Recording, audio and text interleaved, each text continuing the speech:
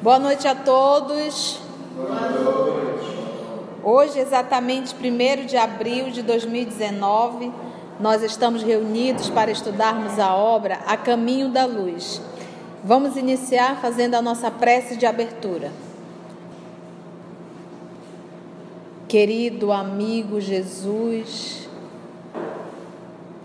amigos espirituais aqui presentes, nós te agradecemos por mais essa oportunidade que o Senhor nos dá de estarmos na tua casa, de estarmos em torno da obra A Caminho da Luz.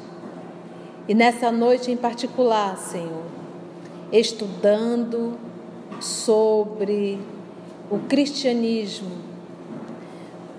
sobre esse movimento que divulgou o teu trabalho e que de certa forma, Senhor, é o caminho da nossa verdadeira libertação. Nós te agradecemos, rogamos a tua presença, a presença dos nossos amigos espirituais, para que possamos, Senhor da vida, juntos contigo, estudarmos a tua obra e tirarmos as lições tão necessárias ao nosso processo de evolução. Graça te damos, Senhor, e que os nossos amigos espirituais que aqui se encontram possam nos inspirar e nos conduzir mais uma vez.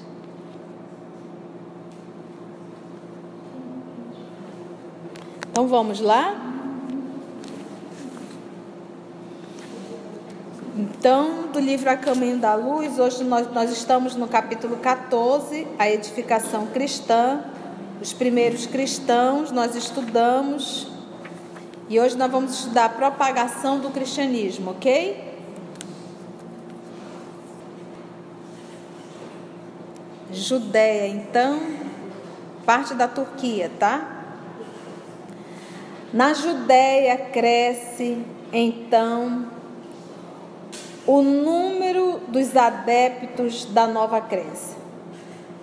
O hino de esperanças da manjedoura e do Calvário espalha nas almas um suave e eterno perfume.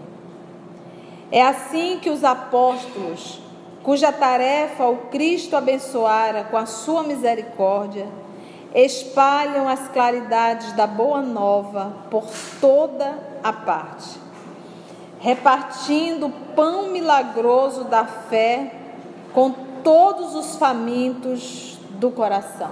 Então você vê nessa primeira fala de Emmanuel, ele falando, e é até interessante que ainda há pouco nós estávamos comentando, o Espiritismo não veio para estar distribuindo sopa, porque parece assim que o nosso movimento espírita, a nível realmente nacional, se limitou a isso, a assistencialismo. A gente fala sopa, mas falando todo tipo de assistencialismo. E aqui nesse primeiro parágrafo, nosso Emmanuel manda o recado. Ele diz assim, ó: é assim que os apóstolos, cuja tarefa o Cristo abençoara com a sua misericórdia, espalham as claridades da Boa Nova por toda a parte, repartindo o pão milagroso da fé, que é a fidelidade a Deus, com todos os famintos do coração. Sentimento. A fome que mais mata não é a do corpo, é a da alma.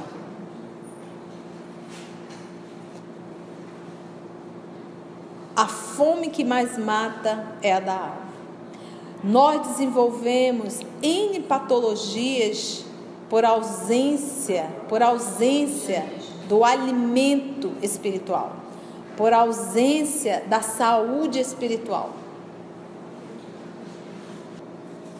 Que, em verdade, Não é que Deus nos falta. Somos nós que fugimos dele. Por quê? Nós estamos nele, mas nem sempre ele está em nós. Porque nós estamos mergulhados no pensamento divino, no hálito divino, no sopro divino. Mas às vezes nós não permitimos que ele esteja em nós, em nossas atitudes. A doutrina do crucificado propaga-se com a rapidez do relâmpago. Olha lá. Fala-se dela tanto em Roma como nas Gálias e no norte da África. Vocês lembram que o apóstolo que fez esse movimento de divulgação em todos os sentidos foi Paulo de Tarso. Por quê? Quando Paulo iniciou a perseguição no ano de 35, 36 da era cristã, o que aconteceu? Os cristãos que estavam em Jerusalém fugiram com medo da perseguição que Saulo estava iniciando. E era uma perseguição ferrenha. Quando o cristão saía de Jerusalém e ia para uma outra cidade distante, ele não deixava o cristianismo ia com ele. Lá, de certa forma, ele começava a divulgar. Quem leu a obra Paulo Estevão vai se deparar com Ananias, aquele senhor idoso que ia de casa em casa, atendia as pessoas que estavam enfermas, e ali naquele movimento ele divulgava o cristianismo. Então, tal qual Ananias, nós tivemos vários irmãos que fizeram esse trabalho, corpo a corpo. E levando, nós vamos ter na figura de Áquila e Prisca, que estavam num deserto, estudando o cristianismo. Paulo foi estar com eles. Se por um acaso Saulo não fosse cristão, poderia até se tornar, porque naquele momento eles estudavam e era tão interessante que só os 3 estavam ali no deserto. E eles se distanciavam um pouco no final da tarde para fazer a leitura daqueles pergaminhos, mas em nenhum momento eles acabavam assim impondo. Não, foi Paulo que decidiu perguntar o que eles estavam lendo. E eles ali com muita timidez falaram, e Paulo ficou feliz e passou a fazer parte daquele grupo de estudo do Evangelho lá no meio do deserto, né, com Áquila e Prisca. Então, diz o nosso Emmanuel aqui que se espalhou muito rápido. E ele coloca em Roma, nas Gálias e até mesmo na África. Fala-se dela tanto em Roma como nas Gálias e no norte da África. Surgem os advogados e os detratores. Os prosélitos, né, que são os adeptos mais eminentes, buscam doutrinar, que é ensinar, disseminando as ideias e interpretações. As primeiras igrejas surgem ao pé de cada apóstolo, ou de cada discípulo mais destacado e estudioso. Porque o apóstolo já se coloca na condição de ensinar. Por exemplo, se nós pegarmos Áquila e Prisca, eram apóstolos ou discípulos? Discípulos. Mas ensinaram a Paulo? Ensinaram. Por isso é que ele coloca aqui, olha. Os seguidores mais eminentes buscam ensinar, disseminando as ideias e interpretações. As primeiras igrejas surgem ao pé de cada apóstolo, ao trabalho, né? Ou de cada discípulo, mais destacados e estudiosos, que é aquele que se dedica, que realmente estuda, que aprofunda, e nesse movimento ele acaba também divulgando o cristianismo. Ele diz assim, quando falardes em meu nome, mais ou menos assim, ele diz assim: uma língua de fogo cairá sobre vós e falarás como nunca falaste antes. É Jesus falando aos discípulos, incentivando eles a divulgarem o cristianismo. ia divulgar o cristianismo. Gente, Jesus não ganhava porcentagem. Olha, 10%, quanto mais adepto eu vou ganhar um dinheiro, não era isso. O propósito dele era divulgar o consolo, era divulgar a verdade. Quantas pessoas estão num sofrimento ferrenho e chega a mensagem de Jesus, chega e a pessoa sente um alívio, vai se recompondo, vai se refazendo e daqui a pouco volta. Por que Jesus diz: suave é o meu jugo, leve é o meu fardo? Comigo suave é o jugo, leve é o fardo. Ele não diz: eu vou tirar o jugo, eu vou tirar o fardo. O jugo é aquele troço da madeira, do boi, né, que você coloca aqui, que prende. Eu não vou tirar o jugo, eu não vou tirar o fardo, mas comigo se torna mais leve. Por quê? Porque quando a gente entende a verdade do Cristo, a gente passa pelo sofrimento sem o desespero. E aquela coisa, se eu estou passando por isso, eu estou passando por isso, tem um propósito. Nada acontece, eu confio. Essa confiança não é a confiança, Deus vai fazer a minha vontade. Não, essa confiança é: eu estou aqui para lhe servir. E quase sempre esse movimento de servir, gente, a dor que eu carrego não é criação divina, é nossa. É nossa. Nós construímos a nossa vida.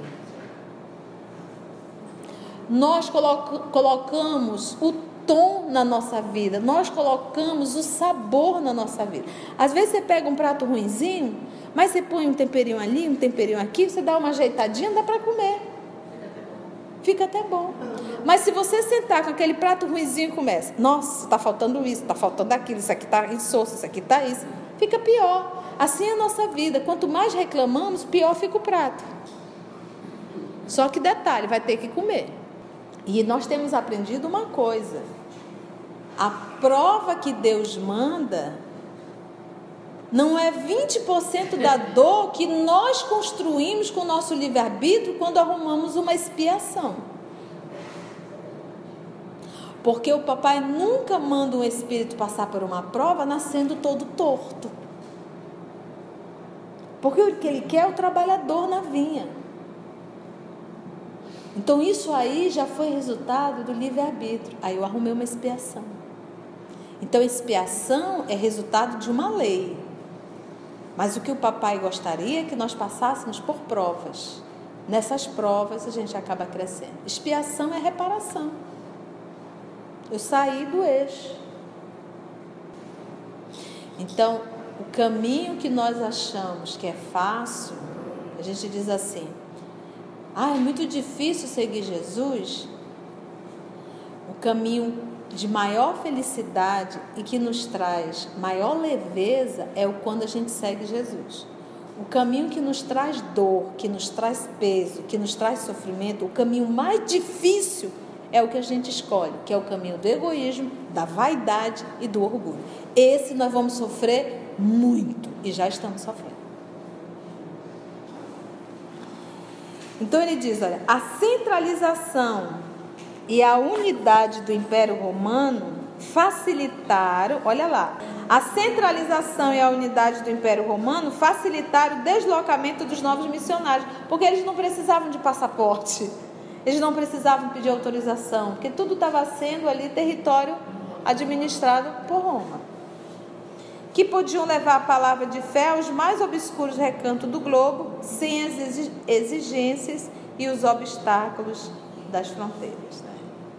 Lembra que isso era um propósito divino, que não houvesse verdadeiramente fronteiras. E Roma veio, a missão de Roma era essa, só que Roma falhou, abusou do poder e deu no que deu. Doutrina alguma alcançara num mundo semelhante posição. Vocês concordam? Teve alguma doutrina que alcançou e que alcança tanto quanto o cristianismo? Em face da preferência das massas, é que o divino mestre selara com exemplos as palavras de suas lições imorredoras. Aí Emmanuel aqui dá uma dica. A melhor forma de ensinar é dando exemplo. Não é estar igual um papagaio como eu estou aqui. Dentro de casa, às vezes você quer ensinar, mas você não dá exemplo, você só fala. Você fala em tolerância e você é intolerante. Você fala em participação e você não levanta para lavar o prato.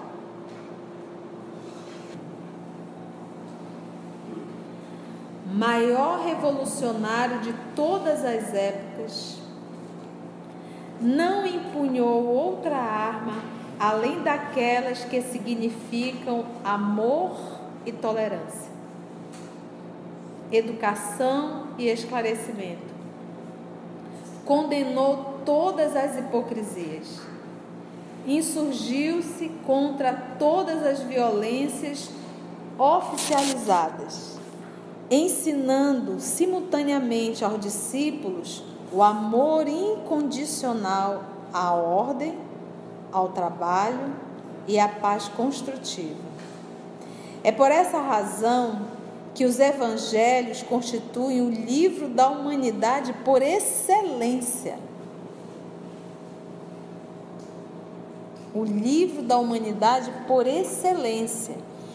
E aí a gente para e faz uma reflexão. Já estudei o Novo Testamento?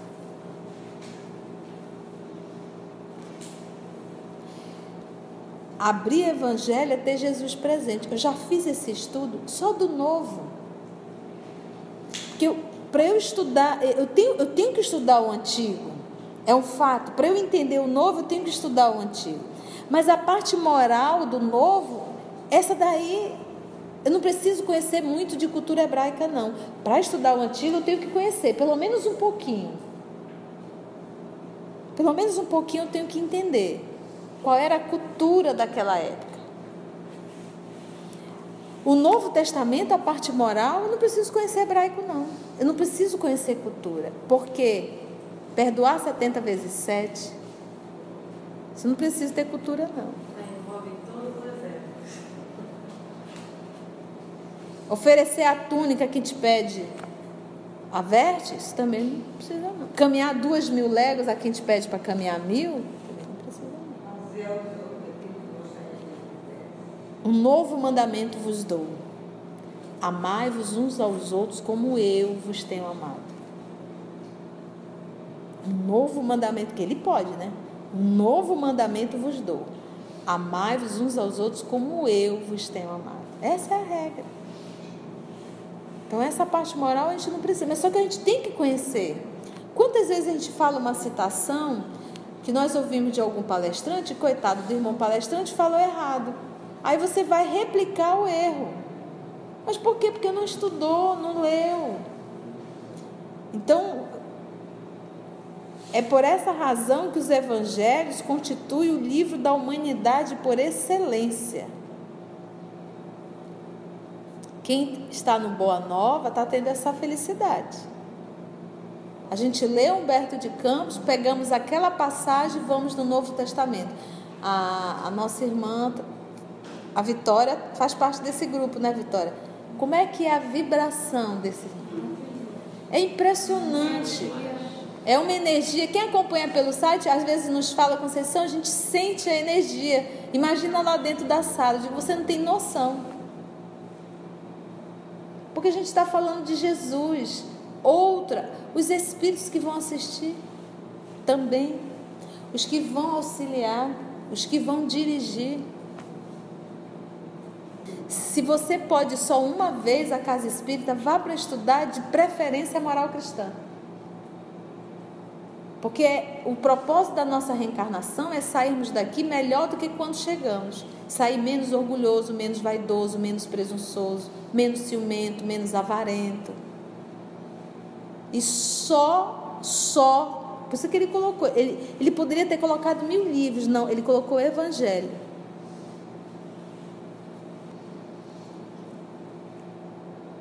O Evangelho constitui o livro da humanidade por excelência. Por quê? Porque ele retrata a moral. E o que nos torna um ser humano melhor? A moral cristã, vivida. Sua simplicidade, singeleza transparecem na tradução de todas as línguas da terra. Você imagina, ele faz a comparação do grão de mostarda, do fermento, ele faz a comparação não se põe o alqueire, né? Não se põe a candeia embaixo do alqueire, entendeu? Então ele vai retratando bem simples mesmo, porque o que nós aprendemos? Quem já consegue entender, consegue simplificar. Quem ainda não entendeu, só consegue complicar. Não consegue passar para ninguém. Porque nem a pessoa não compreendeu, então ela tem que fazer de uma forma bem enrolada, porque nem ela entende e quem vai ouvir muito menos. Ainda põe aquelas questões assim, que a pessoa fica, vocês entenderam? Todo mundo? Nem o próprio professor entendeu. Continuando. Sua simplicidade e singeleza transpareceram na tradução de todas as línguas da terra, prendendo a alma dos homens entre as luzes do céu, ao encanto suave de suas narrativas. Que lindo, né? Porque à medida que nós vamos lendo o Novo Testamento, que nós vamos lendo a história do nosso Senhor Jesus, eu acho que o primeiro movimento é ele se tornar um companheiro muito próximo da gente. A gente vai falando, porque como é que eu posso amar se eu não conheço? Nós estamos com saudade. Será Chico? Ele repete. Porque Chico foi fazer... Na verdade, Chico foi participar de uma comemoração do Centro Espírita, 30 anos, algumas décadas sendo comemorada. E ele solicitou que não divulgasse para evitar tumulto, porque o Centro Espírita era pequeno e as pessoas poderiam se machucar, né? Muita gente junto. Mas não teve jeito. Sempre tem alguém que fala para alguém, que fala para alguém. Quando o Chico chegou, tinha muita gente no Centro Espírita. Tinha gente pendurada nas janelas, estava uma confusão. E ele entrou naquela singeleza dele, e realmente foi muito autêntico, porque é isso. Quando deram o microfone a ele com aquele bom senso, disse assim: eu sei porque essa casa está tão cheia. É porque todos nós estamos com muita saudade de Jesus. Na verdade, todos nós estamos com muita saudade do amor, da gente poder estar ao lado de alguém, se sentir bem, estar ao lado do Chico, a pessoa se sentia feliz, se sentia bem, não precisava estar armada, não precisava estar preocupada com o que ia falar, porque aquele homem exalava o amor. Então a gente não tem gente assim. Quando tem, a gente quer estar junto, porque é saudade de Jesus, é saudade do amor. As pessoas se aproximavam do Chico e sentiam Jesus. Então ele, na sua lucidez, na sua consciência, diz: é porque todos nós estamos com saudade de Jesus, da gente poder estar ao lado de alguém e sentir paz, que estamos realmente com muita saudade de Jesus. Muita.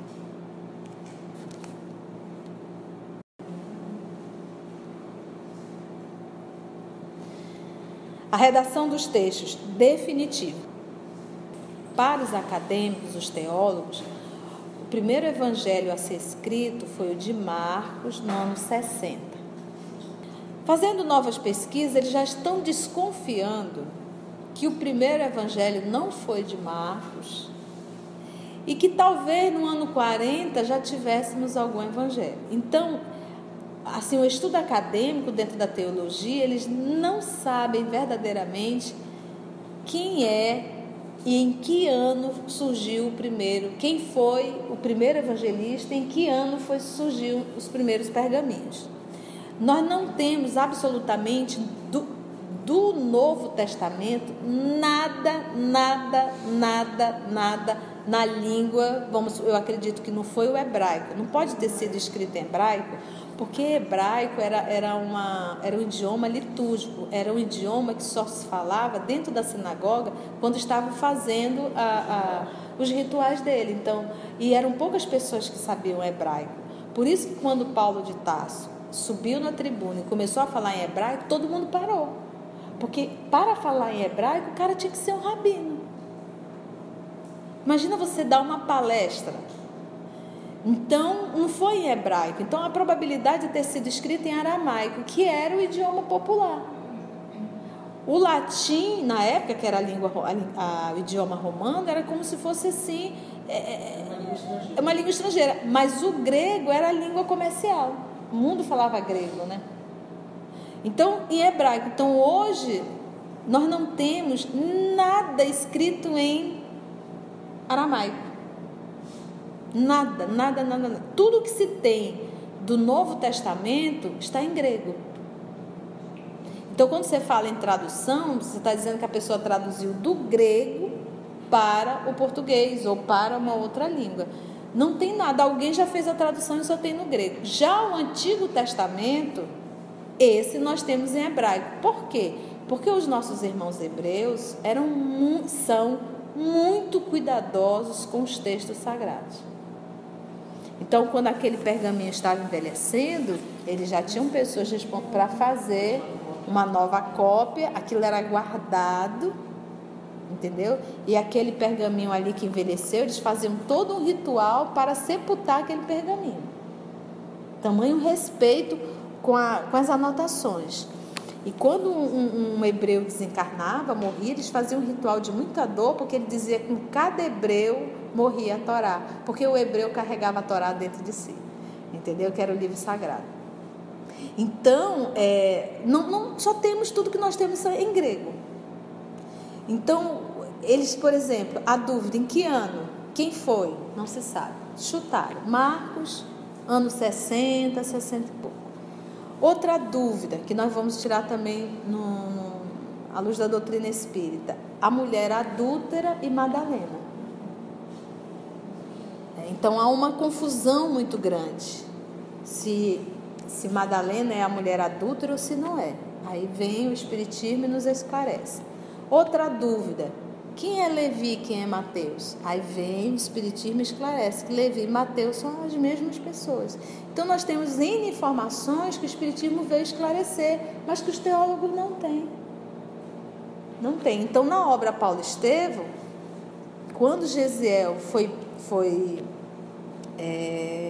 vamos dizer assim, solto do navio, naquele barco, que ele foi à praia e que acabou sendo acolhido, primeiro por ladrões, né? Depois foi acolhido e que foi levado à casa do caminho, ficou com alguns dias em febre, Pedro ficou cuidando dele, e ele em febre, ele começava a recitar os salmos de Davi. E aí Pedro percebeu que aquele rapaz era uma alma muito nobre. Quando o rapaz acordou, Pedro cuidou dele, e o rapaz perguntou: vocês me chamam de irmão? Por que vocês me chamam de irmão? Porque... Aí Pedro foi apresentar a ele Jesus. Quando ele foi falando tudo que Jesus tinha feito e tudo que Jesus tinha passado, na hora, Gesiel fez o link. Ele é o Salvador. Aí começou a recitar o profeta Isaías, que era o profeta que falava da vinda do Messias, mas de um Messias sofredor. Aí ele disse assim: queria tanto estudar. Aí Pedro pula e diz assim: eu tenho anotações de Levi. Levi era quem? Mateus. Isso no ano de 35. E aí na obra Humberto de Campos Boa Nova, nós vamos estudar que Levi, que é o Mateus, que era o cobrador de impostos, o que ele fazia? Ele já levava pergaminho pronto, limpo, tinta e pincel. Algumas anotações, como o Pai Nosso, ele anotou na hora. E ele ali anotando. Se fosse hoje, eu estaria com gravador, com celular. Ele estava ali. O homem, é difícil abrir a boca. Quando o homem abre, eles são. Você não via Jesus gastando a voz dele com tolice, com besteira. Quando ele falava, era para esclarecer. Então, o Pai Nosso, ele anotou. O Sermão do Monte também. Então, no ano de 35, nós já tínhamos anotações, não era todo o evangelho, mas essas anotações que nós fazemos. O Haroldo falou isso, aí você anota, entendeste? Olha, no nosso estudo do EOS, a tia falou isso, você anota. Eram anotações, não o evangelho, anotações. E essas anotações foram passando de mão em mão, de mão em mão. Então, eu gostei tanto disso, deixa eu copiar, copia.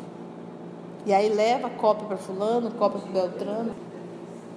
São 4 pessoas diferentes contando a história do mesmo homem. E é tão interessante quando você começa a fazer a união dos 4, tem coisas que um escreve que o outro não escreveu, mas que se completam. No final ficou, até porque foram períodos diferentes. Por exemplo, Mateus, através da obra Paulo Estevo e de Humberto de Campos, nós já sabemos o quê? Que ele escreveu no mesmo período que Jesus estava. E, obviamente, foi aprimorando ao longo dos anos. Mateus. João conviveu com Jesus, mas João só foi escrever já com 90 anos. Como é que você lembra? Então tem muita coisa. E João, o evangelho de João, é um evangelho assim muito espiritualizado. Aí nós temos o Marcos. Marcos não conheceu Jesus. Marcos, filho de Maria Marcos, sobrinho de Barnabé. Então, por que ele escreveu? A pedido de Pedro. Pedro, o apóstolo. Então, Pedro contou para Marcos e Marcos escreveu. Aí nós temos o 4º evangelista, que é Lucas, que não era judeu, que não conheceu Jesus e era grego, era um médico, que conheceu o apóstolo Paulo, se apaixonou pelo cristianismo e se tornou um grande amigo do apóstolo Paulo, ao ponto de muitas vezes ele dizer: só Lucas está comigo. Lucas acompanha e ajudou muitas vezes financeiramente. Então, Lucas não tinha ideia de escrever o evangelho, mas aí veio quem? Veio Paulo, Paulo pesquisou, Paulo esteve com Madalena, Paulo esteve com a Maria, a Mãe Santíssima. Por isso que é só no evangelho de Lucas que você vai ver detalhe do nascimento de Jesus e de um período da vida de Jesus na infância. Sim, porque ele estava com Paulo. Na segunda vez, naquela volta, que ele já está indo para Roma, Lucas estava junto. Mas assim, a nível de estar juntinho, Paulo fez isso. Paulo esteve com Madalena, Paulo esteve com Levi, que é o Mateus, Paulo esteve com Maria, mãe de Jesus, Paulo esteve com algumas pessoas que Jesus curou. Aí ele pôs a anotar. A ideia dele: eu vou escrever o evangelho. Só que depois ele percebeu que Jesus queria dele não era isso. Aí o que ele fez? Se ele fosse egoísta, ele disse: não, se eu não escrever também ninguém escreve, vou pegar meu material e vou guardar aqui embaixo. O que ele fez? Chamou Lucas, disse: Lucas, está aqui, eu não vou ter tempo de fazer. Fala de Jesus, escreve, conta a história dele, para que no futuro a humanidade possa ler essa história. E aí logo depois, quando começaram a chegar as cartas: Paulo, nós estamos com um problema assim na igreja tal. Paulo, você tem que voltar aqui, nós estamos com um problema tal. Aí começaram a chegar tantos pedidos para ele ir. Ele disse: agora? Eu não tenho como me dividir. Gente, naquela época era a pé. Ele não tinha cavalo, não tinha barco, fora os naufrágios. Aí ele começou a se desesperar, diz Emmanuel, que ele começou a chorar, dizendo assim: eu não vou dar conta, eu não estou dando conta do trabalho que Jesus me confiou. Aí quem se aproxima dele? O Cristo. Escreve, Paulo. Aí ele não entendeu. É linda a frase, eu não me lembro disso: falarei por ti em espírito e verdade, uma coisa assim, eu não me recordo muito bem dessa fala, mas é linda. Aí é quando ele diz: escreve as cartas. Ele vem e fala no português mesmo: eu ditarei a Estevão, e Estevão estará contigo. Agora, mais juntinho ainda. Então você lê isso na obra Paulo Estevão, a gente sai correndo. Mas ali está querendo dizer o quê? Que as cartas de Paulo é o pensamento do Cristo. Gente, nem que eu fale a língua dos homens e dos anjos, nem que eu tenha o dom de profetizar. Sem amor eu nada serei. Serei como um símbolo. Gente, um sino é a coisa mais linda. Carta de Paulo a Coríntios. Sabe? Aquilo ali é divino. E todas as cartas de Paulo, a massificação, fala-se de relacionamento de trabalhadores. Relacionamento de trabalhadores dos cristãos. Porque os problemas eram de relacionamento. Então as cartas de Paulo vêm justamente falando aos trabalhadores. E tem uma carta dele ao jovem, que é ao Tito.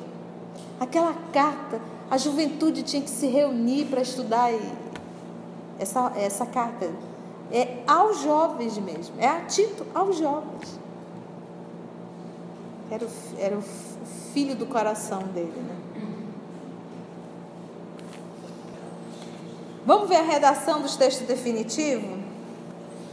Nesse tempo, quando a guerra formidável da crítica procurava minar o edifício imortal da nova doutrina, olha só.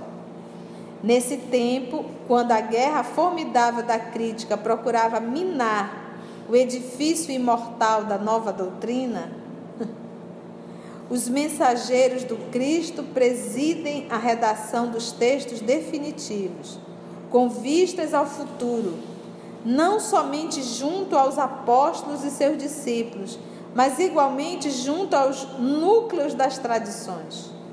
Os cristãos mais destacados trocam entre si cartas de alto valor doutrinário para as diversas igrejas. Que cartas eram essas? As cartas de Paulo.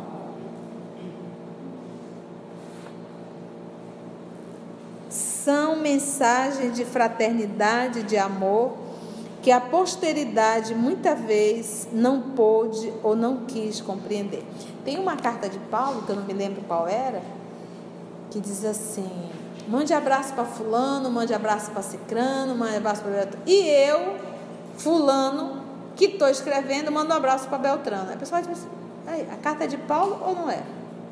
Porque quando você lê essa epístola, você fica assim, mas quem é esse aqui? Ele até diz: eu, fulano, que estou escrevendo a carta, mando um abraço para Beltrano. Aí o povo fica no cri.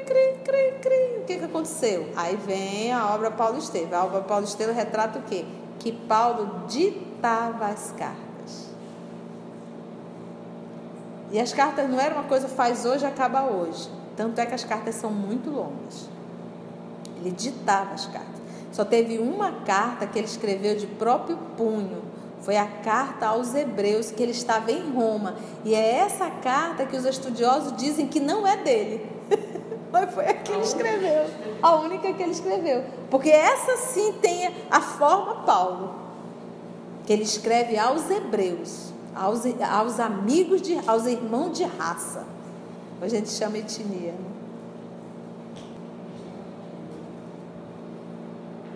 Né? Então, temos que estudar e temos que pesquisar. Vamos parar aí, que eu acho que já foi muita informação. Vamos orar para a titia, Carla? Vamos lá, envolver a nossa irmã Carla para orar.